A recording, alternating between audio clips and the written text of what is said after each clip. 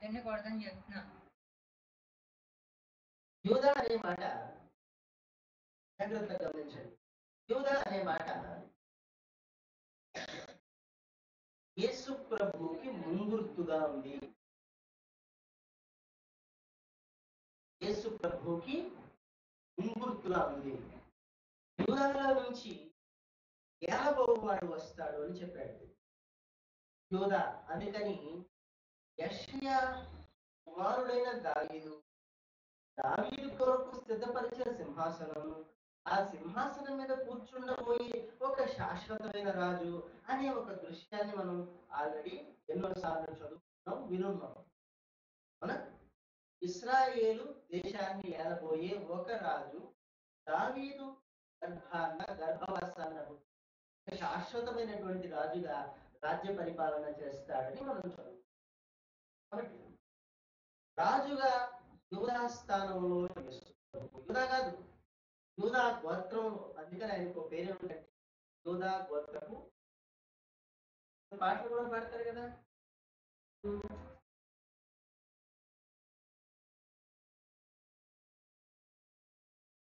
ఆత్మీయ ప్రగతి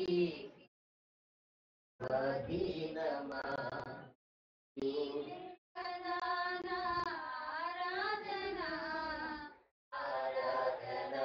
స్తుతి ఆరాధనా, ఆరాధనా స్తుతి ఆరాధనా.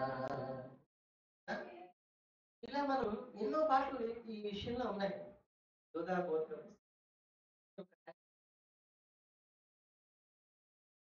సింహం చేసే పని చెలాయిస్తుంది.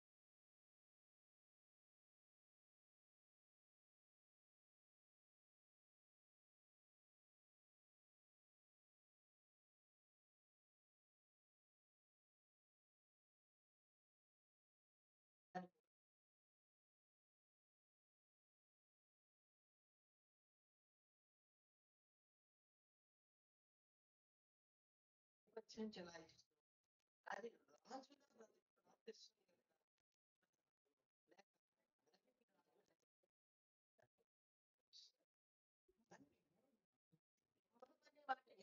ప్రార్థిస్తుంది. ఎలా రాజని పరిపాలన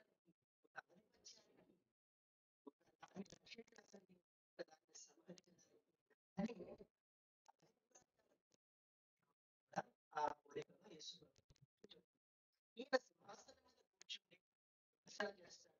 ఈయన సింహాసనం మీద కూర్చుని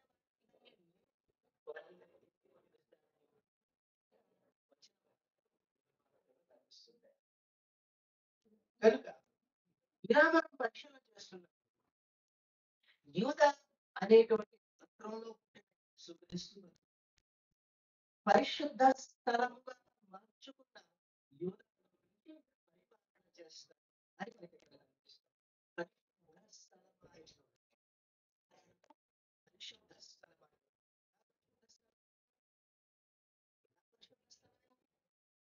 ఒక పరిశుద్ధుడు ఆ గోత్రంలో పుట్టడం ద్వారా ఒక పరిశుద్ధుడు ఆ గోత్రంలో నుంచి రాజరికపు లక్షణాలతో మార్చడం ద్వారా యోధా అనే గోత్రాన్ని ఎన్నుకొని పరిశుద్ధపరుస్తున్నాడు. అందులో నుంచి వచ్చే ఒక శాశ్వతమైన అంటే ఇప్పుమంటేది రాబోతున్నా రాబోతున్నా రాబోతున్నా రాబోతున్న ఆ భూమి ఆకాశములను పరిపాలించి ఏకైక ప్రభువు ఎవరంటే యూదా గోత్రపు సింహం అనే ఆ టైటిల్ ఉన్న లేక బిరుదున్న యేసు ప్రభు పరిపాలన చేసే ఆ పరిపాలనలో ఆయన ఒక్కడే పరిపాలన చేసుకుంటున్నాడా? లేక ఒక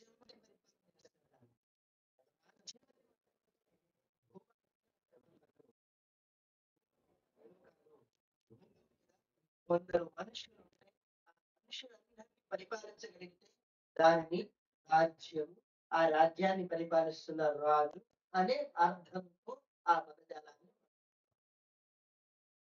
ఇస్రాయేలు ఐగుప్తులో నుంచి అన్య భాషల జనుల నుంచి బయలుదేరి వచ్చినప్పుడు బయలుదేరుతున్నప్పుడే బయలుదేరుతున్నప్పుడే అక్కడ చూడాలి, రేపొద్దున్న జరగబోతున్న చూడాలి.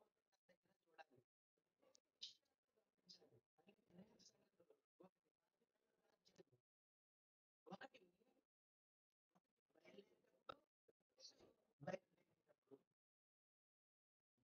అర్థమైందా ఈ మాట? ఒకటి బయలుదేరినప్పుడు, రెండు బయలుదేరినప్పుడు. బయలుదేరినప్పుడు అంటే past జరిగిపోయింది. బయలుదేరినప్పుడు రెండు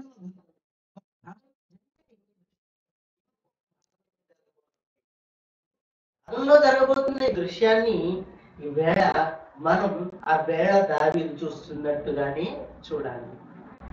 ఆ రోజు దావీదు చూస్తున్న చూపుతోనే చూడాలి తప్ప మన స్వంత చూపు ఏది ఇక్కడ పనికిరాదు. ఇక్కడ చూపు అనగా కనుగొనుట, విశ్వసించుట అని అర్థం. బైబిల్ భాష ఇది. కనుగొనుట ఈజ్ ఈక్వల్ టు చూచుట, చూచుట ఈజ్ ఈక్వల్ టు విశ్వసించుట అని అర్థం.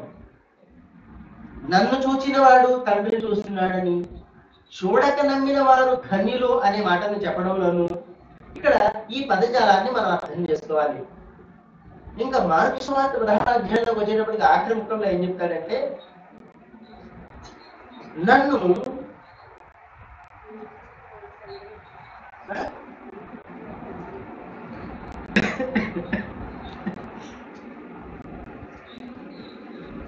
చూడక నమ్మిన వాడు, చూడక నమ్మిన వాడు. ఇక్కడ చూపు అనే మాటకి అర్థం విశ్వాసం అని మనం తెచ్చుకుంటే, చూడక అంటే విశ్వసింపకని అర్థంగా కన్నులారా కన్నులారా చూడకుండా విశ్వసించేవాడు ధన్యుడు. చూడక కన్నులారా చూడకుండా కనుకొని విశ్వసించేవాడు ధన్యుడు అని అర్థం. అక్కడ చూడక నమ్మిన అనే మాటలో కూడా గ్రీకు పదం పిస్టిస్ అనే వ్రాయబడింది.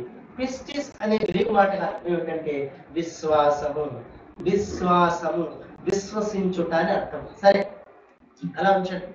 కనుక ఏం చెప్తున్నాను మీకు గుర్తుందో లేదో నేను చెక్ చేయాలి. ఏం చెప్తున్నాను?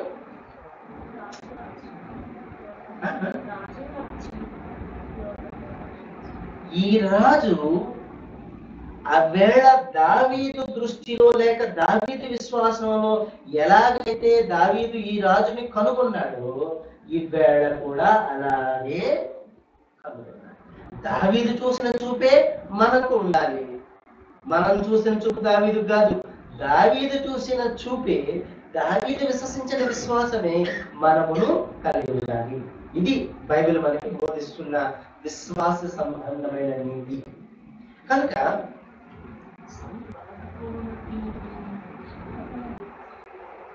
నాకు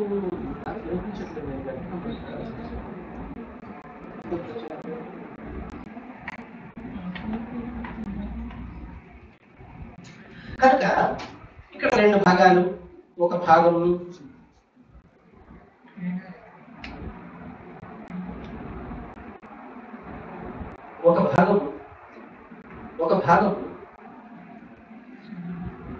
యేసు ప్రభు రాజుగా ఉండడం, ఒక భాగం యేసు ప్రభు ఏలబోయే రాజ్యం. ఈ రెండు భాగాలు. అలాగే ఒక భాగంలో వాస్తవంలో ఐగుప్తు దేశంలో బయలుదేరిన ఆ ప్రయాణం, రేపొద్దున్న వాస్తవంలో వాడు బాగా అర్థం చేసుకుంటారా? రెండు వాస్తవాలే. ఇది అక్కడ జరిగింది వాస్తవమే, రేపొద్దున జరగబోయేది కూడా వాస్తవమే. అక్కడ జరిగించిన దాని దృశ్యం యొక్క యథార్థ స్వరూపం. ఇది మనకి మొదటి కొరింథీ పత్రిక 11వ వచనంలో చాలా స్పష్టంగా వ్రాయబడింది. చదువుతారు ఎవరైనా? మొదటి కొరింథీ పత్రిక 10వ అధ్యాయం 10 కానీ 11 కానీ. మొదటి కొరింథీ ఈ సంగతులు అనేటప్పటికీ ఎక్కడ మోషే దగ్గర నుంచి ఆరంభించి మోషే ఐగుప్తులో నుంచి ఎలా ఇశ్రాయేలు బయటకు తీసుకొచ్చాడో, ఎలా నడిపించాడో, అరణ్యంలో అద్భుతాలు ఎలా చేశాడో, సముద్రంలో అద్భుతాలు ఎలా చేశాడో, ఇవన్నీ చెప్పుకుంటూ వచ్చి అంటున్నాడు, ఈ సంగతులు దృష్టాంతములుగా. దృష్టాంతం అంటే ఏమిటి? దృష్టాంతం అంటే ఏమిటి? దృష్టాంతము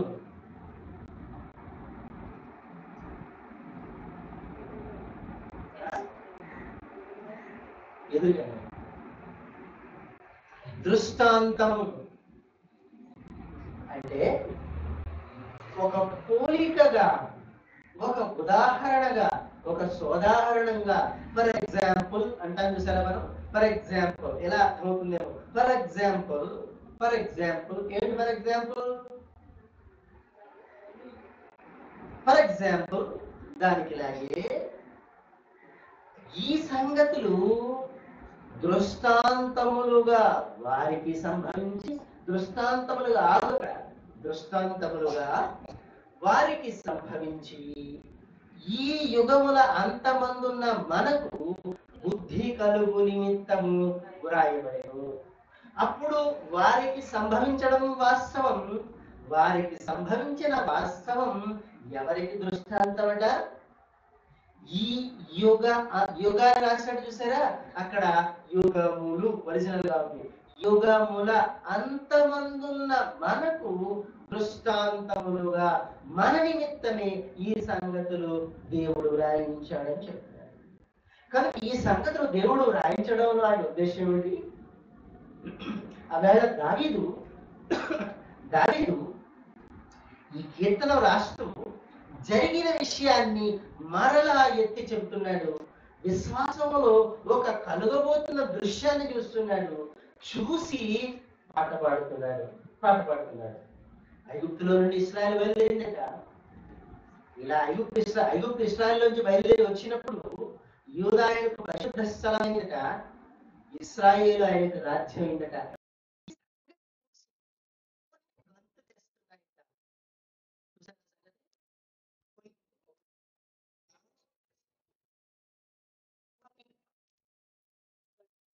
కొన్ని గంతులేస్తున్నాయట. చూడండి ఏమిటి గంతులేస్తున్నాయి? సముద్రం దాన్ని చూసి, దేన్ని చూసి? ఇశ్రాయేలు రాజ్యాన్ని చూసి.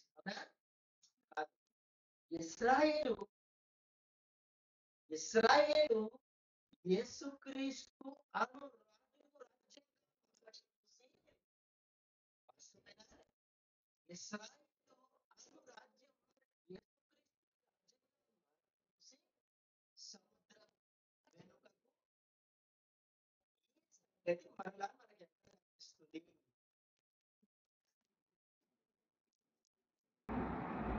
సముద్రం ఈకను మనకు అసలు తెలియని మాటలు. సముద్రం ఈకను లేదు అని చెప్పాడు. ఎందుకు ఉండదు? ఏ సముద్రం ఉండదు?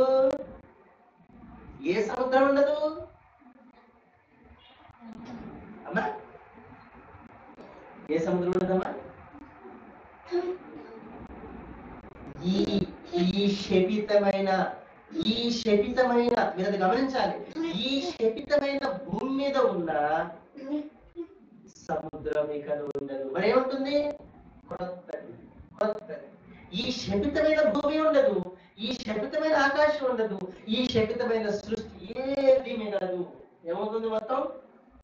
మొత్తం ఒకడు అంగవస్త్రం తీసివేసినట్లుగా నీవు వాటిని తీసివేస్తున్నావు.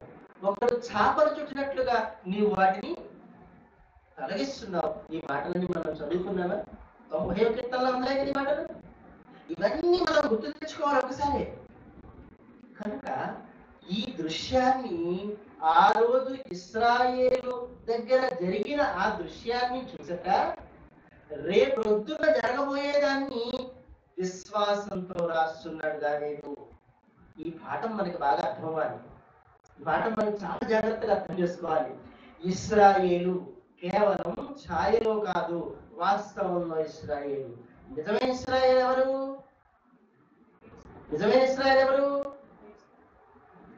యేసుక్రీస్తు రక్తంలో తిరిగి జన్మించిన, ఇది బాగా గుర్తుపెట్టుకోవాలి మీరు. ఇస్రాయేల్ అంటే వాళ్ళే వాళ్ళే వాళ్ళే అనుకోకండి. వాళ్ళ కోసం ప్రార్థన చేయండి, వాళ్ళ కోసం బోర్ని ఏడవండి, అక్కడికి వెళ్ళండి అని ఇవన్నీ వట్టి మాటలు, ఇవన్నీ కూడా బైబిల్కి చెందిన మాటలు. ఇస్రాయేల్ ఎవరంటే నిజమైన ఇస్రాయేలు, నిజమైనటువంటి దేవుని ప్రజలు ఎవరంటే యేసుక్రీస్తు యొక్క రక్తంలో కడుగబడి తిరిగి జన్మించిన ప్రజలు. ఎవరు ఎవరు వాళ్ళు? Those who are born, those who are reborn, not born, reborn in the blood of Jesus Christ and cleansed in the blood of Jesus Christ. Those are called Israelites. Those are Israelites only. అటువంటి వారు మాత్రమే ఇశ్రాయేలు. ఈ అందరూ కూడా ఇశ్రాయేలు కాదు. అప్పుడు ఇశ్రాయేల్ అంతా కూడా ఛాయ. ఇది మనకి పరిస్థితి 2వ అధ్యాయం 17వ వచనంలో కనిపిస్తుంది. ఇవన్నీ రాబో వాటి ఛాయే గాని వాటి యథార్థ స్వరూపము క్రీస్తులో. ఎవరికి బైబిల్ టచ్ లేదా? పోతుందా ఇది బైబిల్ టచ్? బైబిల్ టచ్ పోతుందా? కాబట్టి ఈ సంగతిని సరిగ్గా మన కళ్ళ ముందు జరుగుతున్నట్టుగా, మనం ఇక్కడ నుండి చూస్తున్నట్టుగా ఊహించే ప్రయత్నం మనకి వాస్తవంగా అర్థమవుతుంది. కనుక ఈ భాగంలో ఇశ్రాయేలు అలా బయలుదేరి రావడం చూసి సముద్రం వెనుకకు పారిపోయిందట. వెనక్కి పారిపోవడం ఏమిటట? దానికంత కారణం వచ్చింది. దానికంత కారణం వచ్చింది సముద్రానికి. వెనక్కి ఎందుకు పారిపోయింది అది? ఎవరిని చూసి పారిపోయింది? ఎవరిని చూసి పారిపోయింది సముద్రం? ఎవరిని చూసి పారిపోయింది చెప్పండి.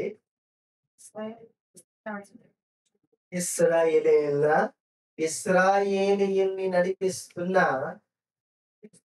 దేవుని క్రీస్తుగా.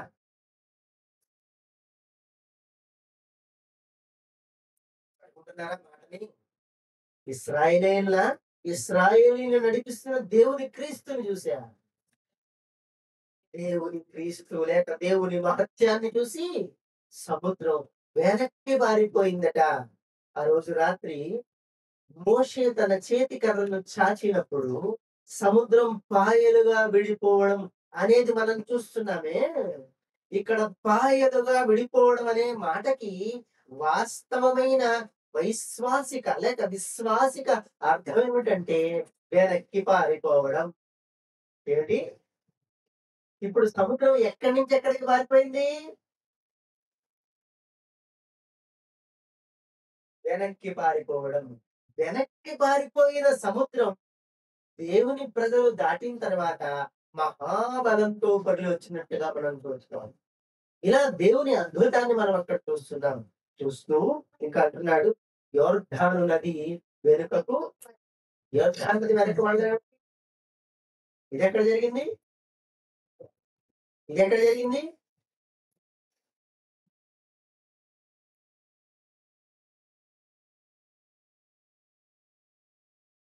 ఎవరు సమీపించలే పాట ఉంటుంది కదా.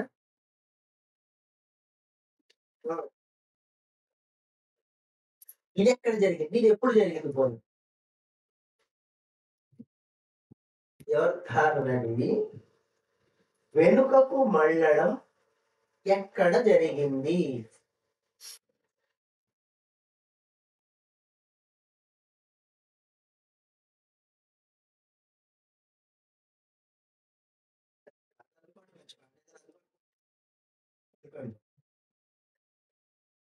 నా కృప నీకు చాలు. అందుకోండి, పాట అనుకోండి.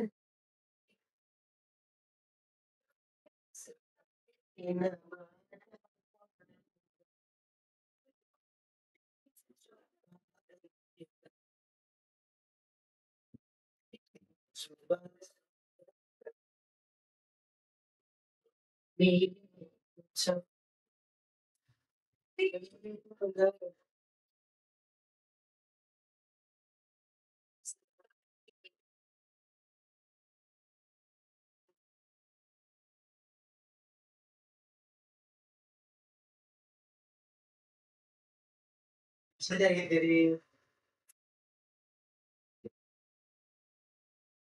కత్తివలే ఖండించును,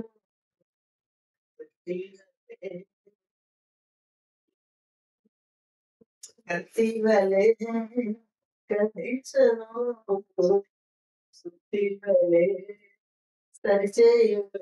సుత్తుంటే బాగుంటది. సుత్తుంటే బాగుండు. సుత్తి, కత్తి 2 ఉంటే బాగుండు.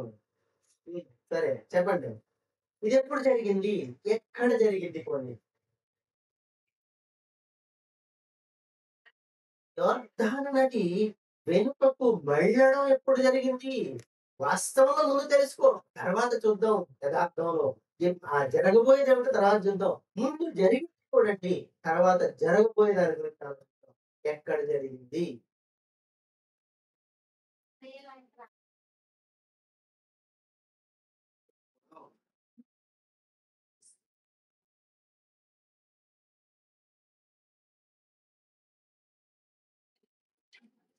యాజకులుగా మందసాన్ని పట్టుకొని ముందు నడుస్తున్నారట. ముందు నడుస్తూ ఉంటే వెనక వాయిద్యాలతోనూ, సంగీతాలతోనూ, పాటలతోనూ దేవుని ప్రజలుగా పిలువబడుతున్న ఇశ్రాయేలు ప్రజలందరూ వస్తున్నారట. అలా యాజకులు యొర్దాను నదిలో అడుగు పెట్టగానే వాళ్ళ పాదాల మట్టుకు నీళ్ళొచ్చేదాకా అడుగు పెట్టేటప్పటికి, అంటే ఆ లోతుకు పెట్టేటప్పటికి యొర్దాను నదిలో నీళ్ళన్నీ ఏకరాశిగా ఎక్కడా? అదెక్కడా? సింపుల్‌గా ఒక ముక్క చెప్పండి బైబిల్‌లోనేనండి. అదేంటి? అసలు వదిలిపోతున్నాను.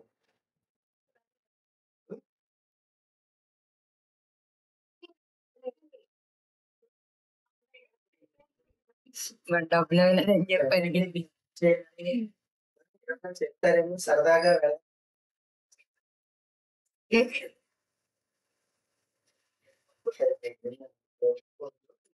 మర్చిపోతుంది. బడిలోకి వచ్చే రావు మీరు బడిలోకి వచ్చారు. మళ్ళీ పాపాకి టీచర్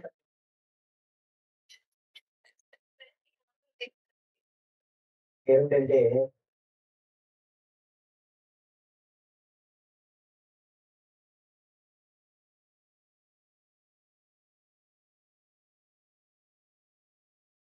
ఏంటది?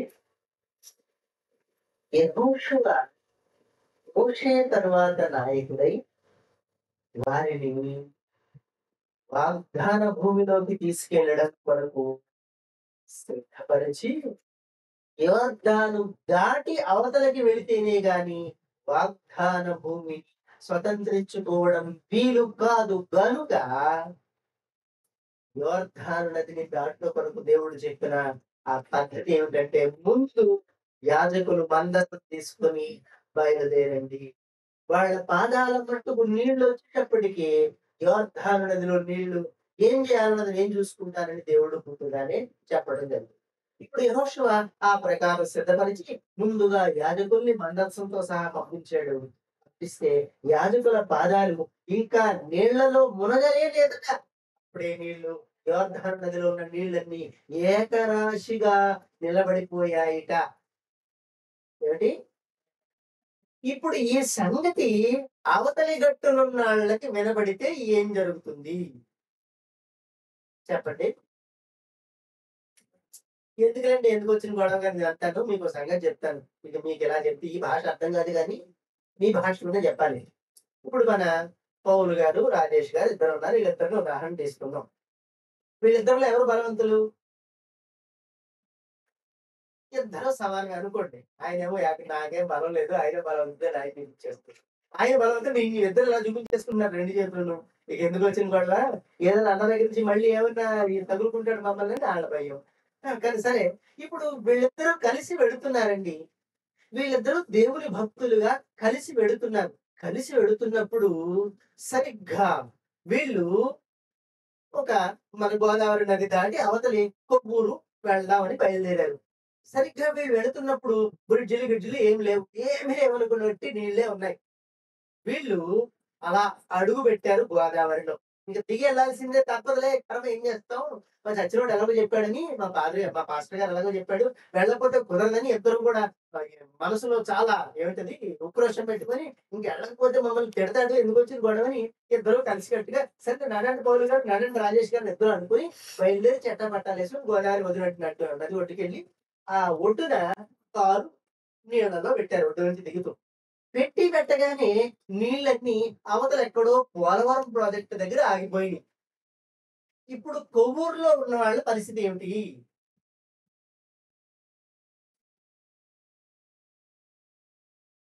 చెప్పండి.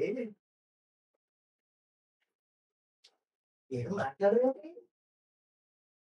అవతలి గట్టు వాళ్ళ పరిస్థితి ఏమిటి? ఇప్పుడు యోర్దాను నదిలో నీళ్లు యాజకులు పాదాలు పెట్టగానే ఆగిపోయాయి. అవతలి గట్టు వాళ్ళ పరిస్థితి ఏమిటి? యువతలకొచ్చేస్తారా?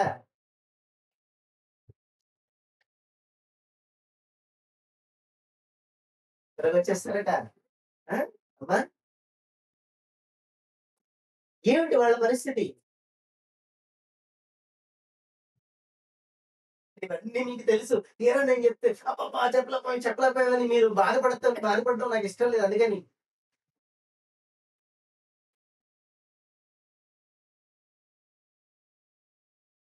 రాహాబ్ అనే ఒక వేశ్య వర్ణిస్తుంది వీళ్ళని. అవతలి గట్టున మీ దేవుడు మీ పట్ల చేసిన అద్భుతాలు మేము విని, మా కనులారా చూసి, మీ పేరెత్తగానే మా గుండెలు ఆ! అవునులే ఎప్పుడు మండిపోతానే ఉంటాయి. ఇప్పుడప్పుడేమిటి? ఇప్పుడప్పుడు మండిపోయి 30, 40 సంవత్సరాలు బట్టి మండిపోతూనే ఉన్నాయి. ఆ! ఇక్కడ అయ్యకి మండిపోయింది. ఇక్కడ కూతురికి మండిపోతా ఉంది గుండె. ఎప్పుడు మండిపోవడమే. సరే ఎప్పుడు తడవకూడదనుకుంటారు గానీ ఖచ్చితంగా గుర్తు చేస్తారండి ఈళ్ళు. సరే కనుక మా గుండెలు కరిగిపోయాయి. గుండె కరిగిపోవడం ఏంటండి? గుండె కరిగిపోవడం ఏమిటి? అలా వీళ్ళిద్దరూ వెళ్తున్నారు. యువతల గట్టున అడుగు పెట్టగానే పోలవరం ప్రాజెక్ట్ అవతల నీళ్ళన్నీ ఆగిపోయినాయి. అది కూడా ప్రాజెక్ట్ కట్టినట్టు, గోడ కట్టినట్టు అలా నిలబడిపోయాయి నీళ్ళు అనుకోండి. అప్పుడు ఈ సంగతి విన్న అవతలి పట్టణం వాళ్ళు ఏమనుకుంటారు? ఎలా ఉంటుంది వాళ్ళ పరిస్థితి? అమ్మ బాబోయ్! వాళ్ళెవరో ఇద్దరొస్తున్నారట. ఒరేయ్ పారిపోండిరా! ఊళ్ళో మాత్రం ఉండకండిరా నాయనా! ఆళ్ళు అడుగు పెట్టగానే గోదావరిలో నీళ్ళంతా గోదాట్లో నీళ్ళన్నీ అక్కడెక్కడో ఆగిపోయినాయంట్రా బాబు! వాళ్ళకెదురెళ్ళకండిరా అని ముందుగానే ఎవరికాళ్ళు సిద్ధపరచేసుకుంటారా? ప్రకృతిని అలా స్వాధీనంలోకి తెచ్చుకొని, ప్రకృతిని అలా తన చేతిలో ఉంచుకొని, తన ఆజ్ఞ చొప్పున బిగబట్టడం, విడిచిపెట్టడం, బిగబట్టడం, విడిచిపెట్టడం అనే ఒక క్రియ వాళ్ళ దేవుడి దగ్గరుంది. మన వల్ల కాదు గుండె తడిసిపోయేలా జడిసిపోయే ఒక పరిస్థితి. అందుకని ఇశ్రాయేలీయుల భయం చేత యోర్దాను అవతల ఉన్న యెరికో పట్టణస్థులు తలుపులు బిగించుకొని కూర్చున్నారు. గుర్తున్నాయా ఈ మాటలన్నీ గుర్తున్నాయా? నీకేం తటస్థించింది? నీకేమొచ్చింది రోగం? వెనక్కి పారిపోతావా? నీకేమిటి రోగం? నీకేమొచ్చింది? వెనక్కి వెళ్ళిపోతావా? ఏమిటి నీకు రోగం అంటేనట అవతలి వాడికి ఏం చెప్పడానికి? అవతలి వాడికి ఏం చెప్పడానికి? సాక్ష్యం చెప్పండి. ఇదిగో దేవుడైన వారిని ప్రజలొస్తున్నారు. దేవుడైన ప్రజలొస్తున్నారు గనుక ప్రకృతే వాళ్ళకి సహకరిస్తోంది. ప్రకృతి వాళ్ళకి కావలసినట్లుగా అన్ని సమకూరుస్తుంది. ఆ సమకూర్చే మహత్తు కలిగిన దేవుడు దేవుడు సుమా అని లోకమంతా చెప్పుకోవాలని దేవుడు సిద్ధపరుస్తున్నాడు. సముద్రమా ఉదయపూటకు నీకేమొచ్చింది? నువ్వెందుకు సముద్రమా అంటే అమ్మో! అమ్మో! ఆ మహత్యాన్ని చూసి నేను పారిపోకపోతే నేను నిలబడగలనా? మహత్యం కలిగిన దేవుడెక్కడ? నేనెక్కడ? ఆ దేవుని సృష్టిలో ఒక అణువు లేదు. నేనెక్కడ? నేను ప్రజలట వాళ్ళ కోసం రాకపోతే ఏం చెప్పాడు దేవుడు? నేను వెనక్కి వెళ్ళిపోతాను. నేను పారిపోతానంటుంది. సముద్రం మాయమైపోతోంది. కదా! యోర్దానునని వెనక్కి వెళ్ళిపోతుంది. ఇంకా చూడండి ఆ సంగతి చూడండి.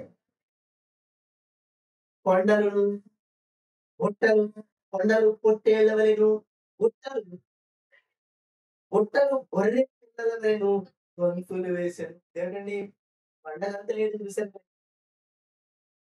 కొండలు గంతులేయడం మీకు తెలుసా? నేను చూడలేదు. కానీ చూస్తాను ఒక రోజున. ఎప్పుడు?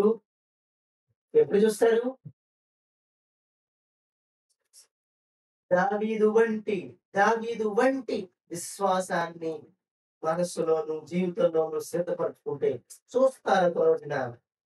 ఇదంతా కూడా చెప్తున్నాడు. ఇంకా చదవండి. సముద్రమా నీవు పారిపోవుటకు నీకేమి తటస్థించింది? యొర్దాను నీవు వెనకపడుటకు నీకేమి తటస్థించింది? గొడ్డలారా మీరు పిల్లలను, గుట్టలారా మీరు గొర్రె పిల్లలను గంతులు వేయుటకు మీకేమి సంభవించింది? హ్మ్. భూమి కాదప్ప. భూమి పిలుపు. హ్మ్. పిలువమ్మా. పిలుపు. ఎవరిని పిలుస్తావు? పిలువు ఒకసారి. నీ మరదల్ని ఒకసారి పిలువు ఒకసారి నీ మరదల్ని. సునీత అనవు కదా! ఎవరిని పిలుస్తావు? ఎంత దూరం సాగదీస్తావో? మీ ఇంటి దగ్గర నుంచి ఆ ఇంటికెళ్ళేదాకా సాగదీస్తావు నోరు. ఆ! సునీత పిలుస్తావు. అంతేనా? పిలువు భూమిని. భూమి, భూమి, భూమి, వీరము. భూమి ఏముందా? భూమి ప్రభు సన్నిధిని వణుకు. ప్రభు సన్నిధిని నా దేవుని సన్నిధిని ముప్పే వణుకు. ఎందుకు వణగాలి? ఎందుకు వణగాలి? ఆయన బండ నీటి బడుగుగాను, చేకునికి రాతి బండను నీటి ఓటగాను చేయబడి. నువ్వు ఒకవేళ గాని తిప్పుకున్నావనుకో అటు ఇటు నీ తాత లాంటి దాన్ని ఇంకొక దాన్ని తీసుకొచ్చి పడేస్తాడు. ఉరి విత్తనానికి నీ తాత లాంటి దాన్ని ఇంకొక దాన్ని తెచ్చి పడేస్తాడు జాగ్రత్త. ఒళ్ళు దగ్గర పెట్టుకొని ఏం చేస్తావు ఇప్పుడు? సాధారణంగా మనకి అలాంటి మన వీలు కాదులెండి. కొందరు అనుకుంటారు నేను లేకపోతే ఇంకేమీ లేదు. నేను లేకపోతే ఇంక మొత్తానికి అంతా నేనే. నేనే వండాలి, నేనే చేయాలి, నేనే మొదలెట్టాలి, నాతోనే అంతా అనుకుంటారు. ఇదొక అద్భుతమైనటువంటి బుద్ధి తెచ్చుకునే పని ఇది.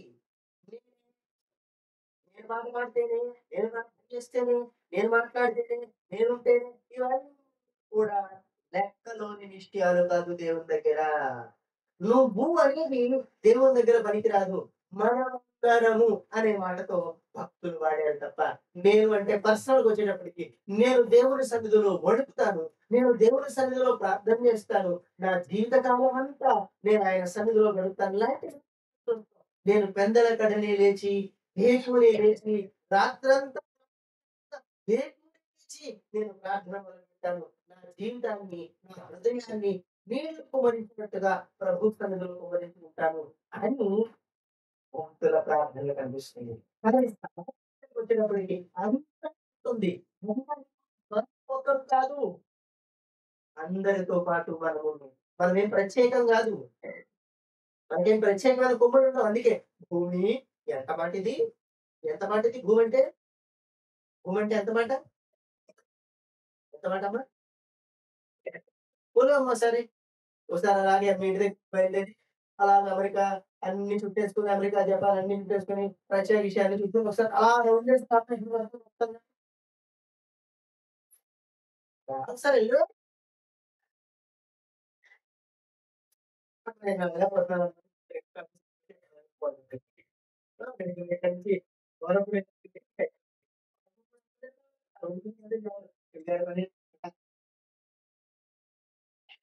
ఫోన్ చేసి కొద్దిగా రావా అని అడుగుతుంది కదా ఆయనకి ఫోన్ చేసి. నేను బండేసుకుంటా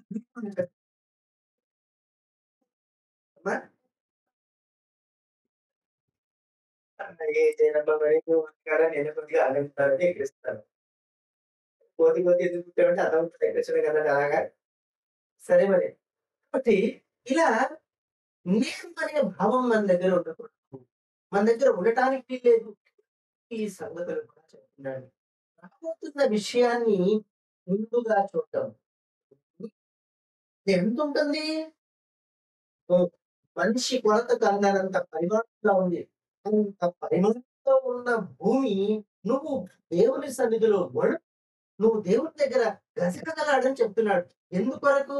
అంటే దేవుడు తన కొరకు ఒక రాజ్యాన్ని దేవుడు తన కొరకు రాజుని ఏర్పాటు చేసాడు.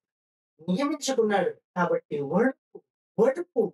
నువ్వు గాని వణుకుపోయావా, నీ స్థానంలో ఇంకొకటొచ్చేస్తుంది అని చెప్తున్నాడు. వాస్తవంలో కూడా రాబోతుంది. ఇదే భూమి కానీ ఇది కాదు.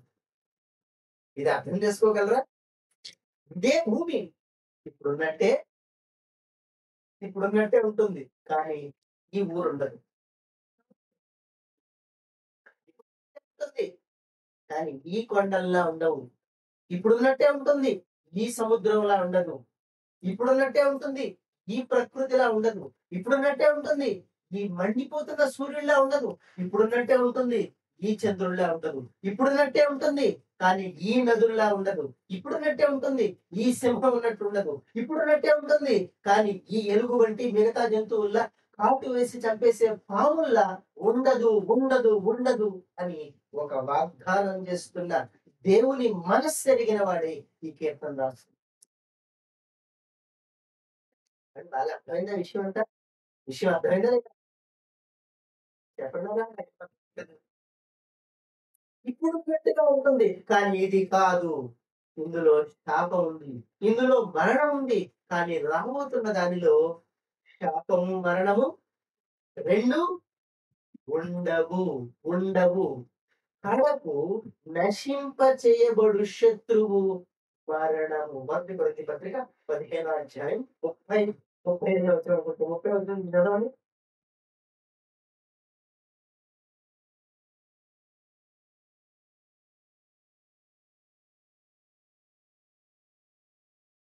ప్రభువా నా ప్రభువా నీవే నా మంచి కాపరివి. నీవే నా మంచి కాపరివి. దారి తప్పిన నన్ను నీవు వెదకి వచ్చి రక్షించితివి. దారి తప్పిన నన్ను నీవు వెదకి వచ్చి రక్షించితివి. అంతము వరకు కాపాడు దేవా, అంతము వరకు కాపాడు దేవా. నీవే మంచి కాపరివి, నీవే మంచి కాపరివి. కదా? 15వ అధ్యాయం 30 గాని 32 గాని చదవండి అన్నారు. చదవండి. ఇంకా కొంచెం 25 చూడండి లేకపోతే. Very good. Very good. నశింప చేయబడు శత్రువు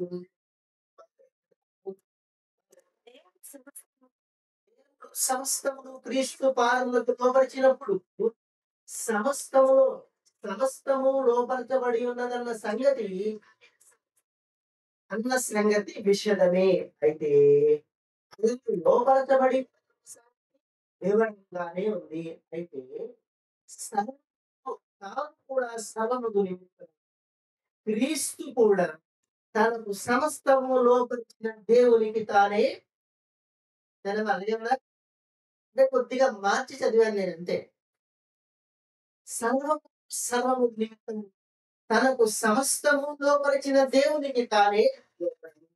ఇలా పూర్వం ముందుగా జరిగేది ఏమిటి? మరణం అనే శత్రువు నశింప చేయబడతాము. మరణం శత్రువు నాశనం పొందితే ఇక ఉండేదేమిటి? మరణం పోతే ఉండేదేమిటి? చచ్చడం పోతే ఉండేదేమిటండి? ఆ! పుట్టడం మాత్రం ఉంటుందా?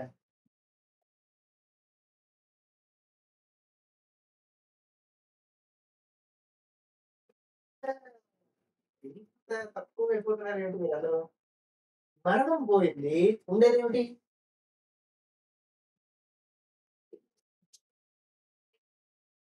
దాన్ని ఆ పదానికి ఎలా చెప్తారు? నిత్య జీవం అనే పదాన్ని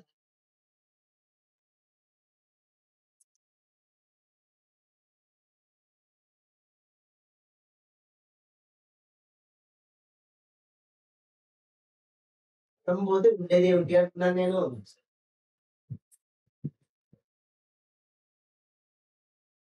సర్లేండి. రాక రాక మన ప్రసాద్ వచ్చాడు కదా! ప్రసాద్ వెళ్ళిపోయాడు. ఉండేదేమిటి? అదే నేను అంటున్నాను. పరస్ ఏంటి? ఇదిగో ఇలా చదవడం అంటే అందరూ సబ్జెక్టులు తీసుకోవడం, మార్కులు తక్కువ అదే కారణం. చదవడం రాదు మెయిన్. మరణం పోయింది. అప్పుడు ఉండేదేమిటి? అంటాను. కొద్దిగా ఏంది? మరణం పోతే ఉండేదేమిటి? జీవానికి నిత్యమైన జీవము. జీవమొస్తుంది. జీవం వచ్చిన తర్వాత అది నిత్యత్వంగా ఉంటుంది.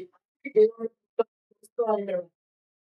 జీవం నీకు వచ్చాక నిత్యత్వానికి మార్చబడుతుంది. ఎలాంటే క్రీస్తుకు సమరూపంగా మారుస్తున్నాడు దేవుడు చెప్పాడు. క్రీస్తుతో చేస్తాడు. క్రీస్తు రాజేగా అంటే అది జీవించి ఏ విధాలు రాజ్యం చేస్తుంటాడో నువ్వు కూడా జీవితాలు జీవిస్తూ అదే రాజ్యమై నువ్వు కూడా ఉంటావు. ఈ దృశ్యాన్ని ముందుగా చూసాడండి. నమ్మకం నశింప చేయబడు శత్రువు మన దృశ్యాన్ని ముందు చూసాడు. చూసి చెప్తున్నాడు. ఏమిటి నీకు ఆ సమరం? ఉంటావా? నీకేమిటి ఆ అని ఏమిటది? ఏమంటారు దాన్ని? అంటావు, అంటావు, అంటావు అని ఏమంటారు? గంతులు గంతులేండి. నాట్యం. ఏంటి నీకెంత నాట్యం? సంభ్రమించిందే. ఒసేయ్ కొంచెం నీకేం జరిగిందో చెప్పరా అంటే ఉంది. ఏమనుకుంటున్నావు నువ్వు? నా సంబరం గురించి నీకేం తెలుసు? నా సంబరం ఏంటో తెలుసా? నా సంబరం వెనుక దేవుడు ఎంతో నేను ప్రజల్ని నడిపించి తీసుకొస్తున్నాడు. నువ్వు కూడా నా పక్క నుంచే వెళుతున్నాడు.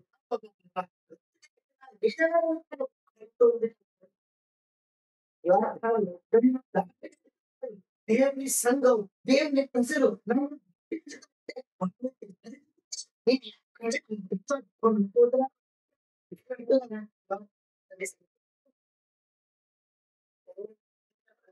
ఉంటే ప్రజల కొరకు నేను వచ్చే ముందు నేను నిలబడలేను.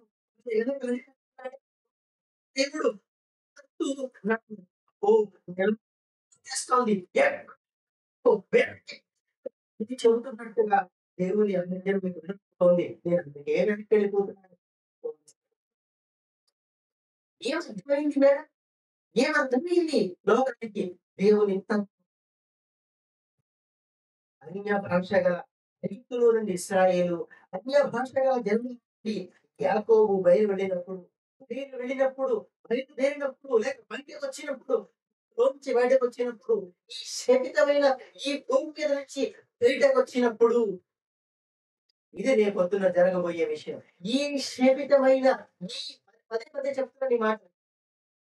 ఈ శపితమైన భూమి మీద నుంచి బయటకు వచ్చినప్పుడు, బయటకు వచ్చినప్పుడు ఎవరు? ఎవరు?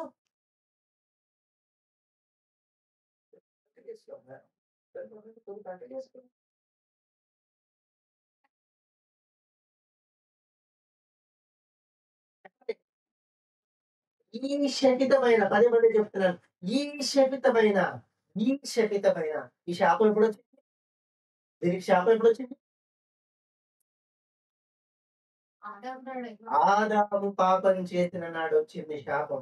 ఈ శాపాన్ని వదలగొట్టాలంటే ఏం చేయాలి ఇప్పుడు?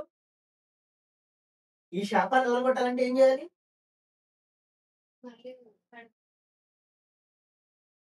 ఒక ఆదాము. ఆదాం అనే మాటకి అర్థం ఏంటో తెలుసా? ఏంటి?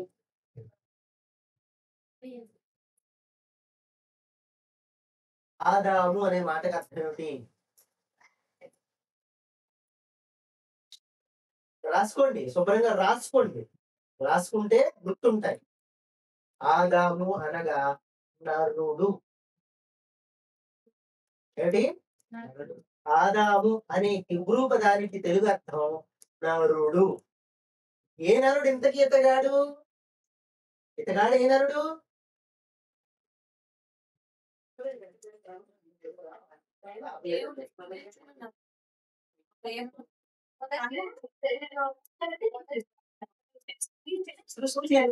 నరులలో నరులలో మొదటి వాడు ఆదాము.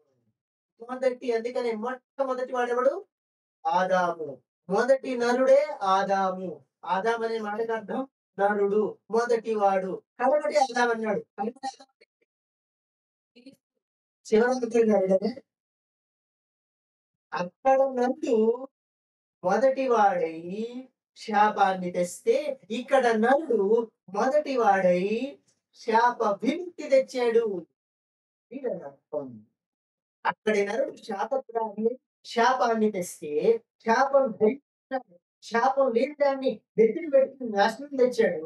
ఈ నాశనం నుంచి చీమటి నరుడు, కడపటి ఆదాము, కడపటి నరుడు, ఇక్కడ నరుడే, ఇక్కడ నరుడే. అందుకే యేసుక్రీస్తు నిన్ను అంటుంది బైబిల్. నరుడు ఒక మనుషుడు. కానీ లోకం అంతా ఏమనిపిస్తుంది? లోకం అంతా ఏమంటుంది?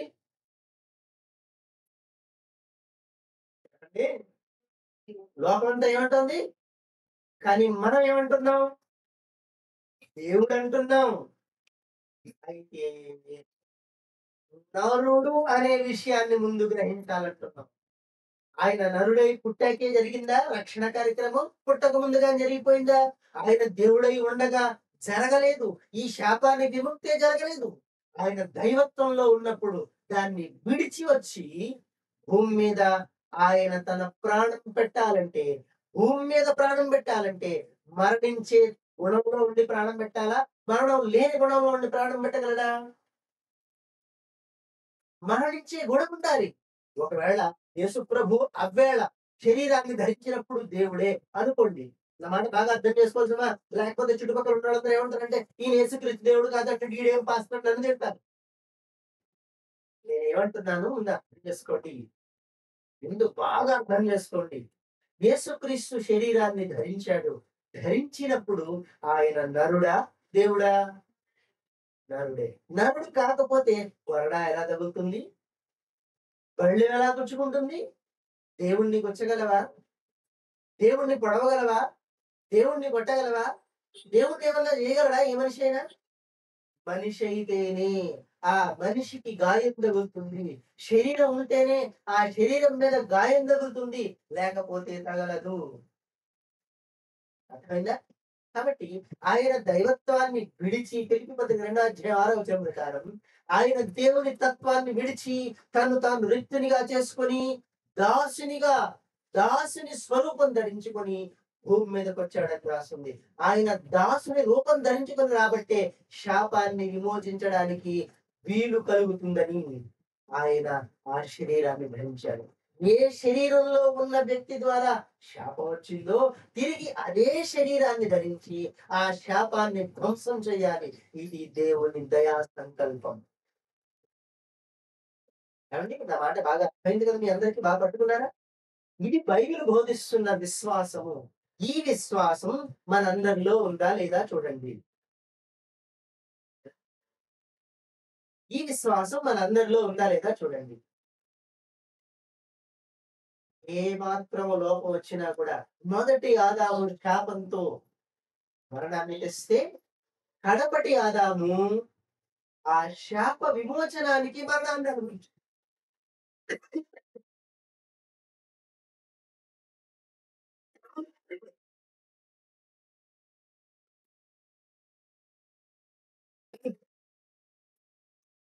మొదటి ఆదాము శాపాన్ని తీసుకొచ్చి మరణాన్ని తీసుకొస్తూ ఉంటే, ఆ శాపాన్ని వదిలించడానికి యేసుక్రీస్తు ప్రభువు శరీరాన్ని ధరించి ఆ శాపాన్ని వదిలిస్తున్నాడు. ఈ దృశ్యం ఇక్కడ కనిపిస్తోంది. మీకు కనిపించిందా? ఏ దృశ్యం? ఐగుప్తు నుంచి బయలుదేరినప్పుడు, ఈ భాష గల నుంచి యాకోబు బయలుదేరినప్పుడు, యూదా ఆయనకు పరిశుద్ధ స్థలమై, ఇశ్రాయేలు ఆయనకు రాజ్యమై అలా రాజ్యం అవుతున్న ఆ దృశ్యాన్ని చూస్తున్న భూమి, ఆకాశాలు గంతులేయడం, సముద్రం పారిపోవడం, యోర్దాను నది వెనక్కి వెళ్ళిపోవడం, వాటికి ప్రదర్శించిన ఆ సంభవం, ఆ సంతోషం, ఇవన్నీ గమనించుకుంటున్న భక్తుడు, వాటిని చూస్తున్న భక్తుడు కీర్తన రాస్తూ అంటున్నాడు, భూమి ఆయన సన్నిధిని. భూమి అనేటప్పటికి ఏమర్థం వస్తుంది? మొత్తం భూమి మీద నివసిస్తున్న ప్రాణి అని అర్థం. ఈ ప్రాణులందరూ మీరు ఆయన సన్నిధిని వణకండి, వణకండి. గుంపుగా చెప్పేటప్పుడు ఇలాంటి పదాలు, కొత్తగా చెప్పేటప్పుడు ఇలాంటి పదాలు వాడడం జరుగుతుంది. మొత్తం ఊరంతా వచ్చేసింది అంటే అర్థం ఏంటండి? ఊరుగా వచ్చేసిందా? ఊరు కదిలొచ్చింది. ఈ మాటలు మీరు వాడతారా ఎప్పుడన్నా? ఊరు కదిలొచ్చింది. కుటుంబం అంతా వచ్చింది. ఏమిటి?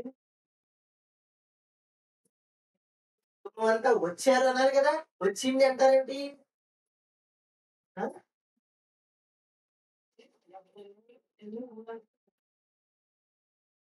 ఊరంతా కొట్టుకుపోయింది మన వరదల్లో. ఇక్కడ పోయింది అనే మాట వాడడంలో, వచ్చింది అనే మాట వాడడంలో తాత్పర్యం మీకే తెలుసు. ఆ భావం మీకే తెలుసు. ఇక్కడ అదే చెప్తున్నాడు. భూమి ఆయన సన్నిధిని వణుకు, వణుకు. ఎందుకంటే నువ్వు ఏమన్నా గాని చేద్దామని అనుకుంటున్నావంటే ఇక్కడ భూమిని గురించి కాదు, భూమి మీద ఉన్న ప్రాణుల గురించి, నరుల గురించి మాత్రమే చెప్తున్నాడు. ఒక పక్షి వేకువన లేచి దేవుణ్ణి స్తుతిస్తుంది. అవునా? ఒక కుక్క కూడా, ఒక జంతువు కూడా దేవుణ్ణి స్తుతిస్తుంది. దానికేం పాపం ఉంది? దానికేం పాపం లేదే. అసలు దానికి ఎలాంటి కల్మషం అంటుకోవడం లేదు ఆ జీవికి. ఒక్క మనిషికి తప్ప. అందుకని వణుకు, ఆయన సన్నిధిలో వణకండి మనుషులారా అని చెప్పి. మనుషులారా మీరందరూ వణకండి. ఎందుకంటే భూమి బ్రద్దలైపోతుంది. భూమి మిగలదు సుమ. ఈ భూమి అనే భాగమే కనిపించదు ఈ సృష్టిలో. వెళ్ళిపోదాం. ఎక్కడికో చంద్రుడి మీద ఇల్లు కట్టేద్దాం. అంగారక మీద ఏముంటది? ఏదో ఏం కట్టేస్తారంటే ఏముంటది? Mission Mars. Indian government has sponsored a mission which is called mission. దానికి ఒక పేరు పెట్టారండి. పేరు పెట్టారు.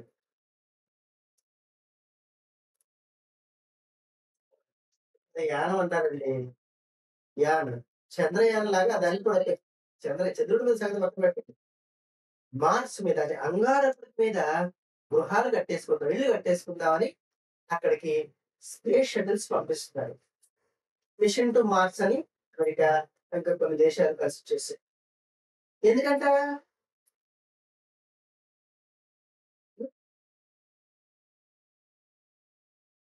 మనకి ఎంతసేపు గృహలక్ష్మి, అత్తా కోడళ్ళు, ఇంకే మా ఆయన బంగారం, భార్యాభర్తలు సీరియల్ ఉన్నాయి కదా! ఉన్నాయి. నీ పేర్లు నాకు తెలీదు. నేను అంటున్నాను. ఉన్నాయా? ఉన్నాయంటారు. ఆ? ఏమున్నాయి సీరియల్? సొనాటా చెప్పు కొద్దిగా.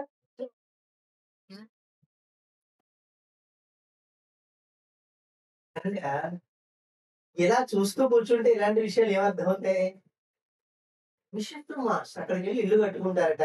కట్టుకొని అక్కడే ఉంటారట. ఏమిటి కారణం అంటే భూమి పోలి ఉన్న గ్రహం అట అది. ఏది? మార్స్ లేక అంగారక గ్రహం. భూమి పోలి ఉందట. భూమిలాగే అక్కడ కూడా నీళ్లు ఉంటాయి అనేది అంచనా మాత్రమే. అక్కడికెళ్ళి చూసినోడు ఎవడు లేడు. సరేనా? అక్కడికెళ్ళి ఎవడు చంద్రుడి మీద మంచు శిథిలాలు, శిథిలాలా? అవశేషాలు. అవశేషాలు ఉన్నట్టుగా అనిపిస్తోందండి. ఈ ఫోటోలు చూస్తుంటే అంటున్నాడు ఈ సైంటిస్ట్. ఏదో పక్కింటికెళ్ళి దూరొచ్చినట్టు మాట్లాడుతున్నాడు వాడు. నిజమేనంటారా? నిజమేనంటారా? ఇన్ని ఖర్చు పెట్టినా ఒక లీటర్ బాటిల్ వచ్చినదిగా తేవటానికి ఈడు బొంద ఈడక్కడికెళ్ళి ఉండలేడు గాబట్టి, అక్కడ ఈడు గడపలేడు గాబట్టి, అందుకు మార్స్ మీదకెళ్ళిపోతారట. రకరకాల ప్రయత్నాలు చేస్తున్నాడు ఈ మనిషి. మార్సే ధ్వంసమైపోతే, చంద్రుడే ధ్వంసమైపోతే ఎక్కడుంటావు? ఎక్కడుంటావు? 2 పేతురు 3 అధ్యాయం 10వ వచనంలో చూస్తే, పంచభూతములు మిక్కటమైన వెండ్రముతో రగులుకొని లయమైపోవును. ఆకాశములు గతించిపోతాయి. ఆకాశములు గతించిపోతాయి. మిక్కటమైన వేండ్రంతో రగులుకొని, రగులుకొని నాశనమైపోతాయి. నువ్వెక్కడుంటావు? పంచభూతాలంటే ఏమిటి? భూమి దాని మీద కృత్యాలు సమస్తం కాలిపోతాయి. ఏది మిగులుతుంది? ఏది మిగులుతుంది? ఏది మిగులుతుంది? చూసుకోండి జాగ్రత్తగా. టైమైపోయింది. వచ్చే వారానికి పోస్ట్ చేస్తూ ఈ విషయాన్ని ఏం మిగులుతాయో బాగా ఆలోచించుకోండండి. ఈ కీర్తన మరోసారి చదువుకురండి. ఈ సంగతులన్నీ కూడా ఇందులో ఉన్నాయి. భూమి యెహోవా సన్నిధిని, ఆయన సన్నిధిని, ప్రభువు సన్నిధిని, యాకోబు ఇక్కడ ఇద్దరు కనిపిస్తున్నారు. భూమి ప్రభువు సన్నిధిని, యాకోబు దేవుని సన్నిధిని. ఇద్దరి దగ్గర వడకమే. ఇద్దరి దగ్గర దావీదు విశ్వాసం చూసారు ఎలా ఉందో? దావీదు విశ్వాసం చూసారు ఎలా ఉందో? ఏమిటి? ఇద్దరున్నారని. అవునా? ఇద్దరున్నారని. మనకు ఇప్పుడు ఎవరు కరెక్ట్ ఇద్దరిలో? అయినా మనమా? కానీ మనం కరెక్ట్ దావీదు తప్పనేస్తాం. గొడవడు లేడు గదా! వచ్చే సాక్ష్యం చెప్పడు గదా! తొలమి నేను రాజుని అనే అవకాశం లేదు కదా! ఆయనకి ఎప్పుడో చచ్చిపోయాడు. చచ్చిపోయినోడు వచ్చి ఏమంటాడో మన ఇష్టం. మనకి నచ్చినట్టుగా చేసి పడేస్తాం. ఇది వాస్తవం కాదు. అలా ఉండకూడదు. దావీదు దృష్టిలో ఇద్దరున్నారు. దావీదు విశ్వాసంలో ఒక ప్రభువు ఉన్నాడు. ఆ ప్రభువుకి ఇంకా ప్రభువు ఉన్నాడు. ఒక ప్రభువు యేసుక్రీస్తు. ఆ ప్రభువుకి ప్రభువై దేవుడైన యెహోవా ఉన్నాడని దావీదు విశ్వసించాడని 110వ కీర్తన 1వ వచనం రాస్తుందని మీకు ఎన్నో సార్లు చెప్పాను నేను. రెఫరెన్స్ బైబిల్ కూడా చూపించాను కదా! ఏమని రాస్తుంది అక్కడ? యెహోవా రెఫరెన్స్ బైబిల్. ఇదే బైబిల్ సొసైటీ వాళ్ళు ప్రింట్ చేసిన రెఫరెన్స్ బైబిల్ ఏముందంటే యెహోవా అను దేవుడు అంతే కదా! యెహోవా నా ప్రభువుతో సెలవిచ్చిన వాక్కు ఏమిటంటే అని చెప్పడం మొదలుపెట్టాడు. నా ప్రభువుతో యెహోవా దేవుడు చెప్పడం నేను విశ్వాసంతో చూస్తున్నాను అని దావీదు నెత్తిలో కొట్టుకుంటుంటే లేదండి. యేసుక్రీస్తు యెహోవా పరిశుద్ధాత్మ ముగ్గురు ఒకటేనండి. మాకెప్పుడు కావాలంటే అప్పుడు కట్టేస్తాం, ఎప్పుడు కావాలంటే అప్పుడు ఇచ్చేస్తామండి. మా చేతిలో చీపిరి కట్టే ఆయన అన్నట్టుగా ధ్వంసం చేసి పడేస్తున్నారు దేవుని గ్రంథాన్ని. దేవుని గ్రంథాన్ని ధ్వంసం చేసిన వాడు పరలోకం వెళ్ళాడు కదా! దేవుని గ్రంథాన్ని దేవుడు చెప్పిన విశ్వాసాన్ని మార్చిన వాడికి నరకాగ్ని తప్ప మరొకటి దక్కదు కదా! అదేమంటే మా సంస్థ చెప్పిందండి, మా తాత మా గురువుగారు చెప్పాడండి, మా చెప్పిందండి ఇవన్నీ చెప్పారు. ఇవన్నీ చెప్పారు. దావీదు విశ్వసించినట్టే విశ్వసి ఈ మాట పేతురు కూడా చెప్పాడు. ఏమిటి ఇంత ఘోరం జరిగిందని మీరు బాధపడుతున్నారా? మీరు బాధపడడం కాదు. దీనికి అర్థం తెలుసుకోండి. బలి ఉన్నప్పుడు ఒక మాట చెప్పాడు. ఒక ఒక చెప్పాడు. గుర్తు చేస్తూ అంటున్నాడు. నీవు నా ఆత్మను వాతావరణంలో విడిచిపెట్టలేదు. నా శరీరాన్ని కుళ్ళలేదు. అని చెప్పాడు. గుర్తించిన వ్యక్తి దేవుడైన యెహోవా యొక్క కుడి పార్శ్వాన కూర్చొని అంటే దావీదు చూసాడు. మీరు చూడలేకపోతున్నారేమిటి? మీరు ప్రభువుని మీరు నమ్ముకొని మీరు అంటే యేసుక్రీస్తు. ఈయన్ని దేవుడు అభిషేకించాడు. ఈయన్ని ప్రభువుగా, క్రీస్తుగా అభిషేకించాడు. అభిషేకించాడు. కాబట్టే సిలువ మీద మరణించాడు. మరణించాడు కాబట్టే ఆయన్ని దేవుడు లేపుతున్నాడు.